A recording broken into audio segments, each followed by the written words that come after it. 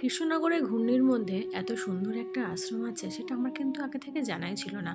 যদিও এই মন্দিরটার পাশেই আমি আসি বিগত 5 বছর আমার ছেলেকে গান শেখাতে, কিন্তু এই পাশে আশ্রমটা থাকলেও আমার কোনোদিন সেভাবে কিন্তু এখানে আসা হয়নি। তো হঠাৎ আজকে কী মনে হলো, ক্লাস করানোর পর আমি চলেই আসলাম। আর ঢুকে নিয়ে কিন্তু আমার একটা অদ্ভুত একটা শান্তির একটা বাতাবরণ কিন্তু এই মন্দিরের মধ্যে আমি পেলাম। এখানকার পরিবেশ এত স্নিগ্ধ, এত শান্ত, মনে হচ্ছিল যে অনেকক্ষণই এখানে কাটিয়ে যায়। আর এখানে রথগুলো দেখলে কিন্তু বোঝাই যাচ্ছে এখানে কিন্তু রথের মেলাতেও হয়। এই আশ্রমটা অ্যাকচুয়ালি হচ্ছে জগৎবন্ধুর আশ্রম। এখানে যারা কৃষ্ণনগরের মধ্যে বা কৃষ্ণনগরের বাইরে যারা জগৎবন্ধুর শিশু আছো তারা কিন্তু এই আশ্রমটা ঘুরে দেখে যেতেই পারো।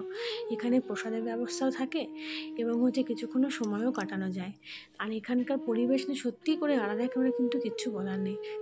এখানকার পরিবেশটা এত শান্ত, এত মাধুর্যময় একটা পরিবেশ যে এখানে আসলে মনটা কিন্তু ভালো হয়ে যায় এবং অনায়াসে কিছুক্ষণ কিন্তু কাটিয়ে যাওয়া যায়। আমিও কিছুক্ষণ এখানে থাকলাম এবং চারিপাশটা ঘুরে দেখলাম। যদিও টাইমটা দুপুরবেলা ছিল বলে ভেতরে যাওয়া হয়নি, কিন্তু এর আশপাশটা ঘুরে দেখলাম এবং মনে হচ্ছিল এখানটায় অনেকক্ষণ কাটিয়ে যায়। মানুষ যখন কোলাহল থেকে এখানে আসে মনটা কিন্তু খুব ভালো হয়ে যায়।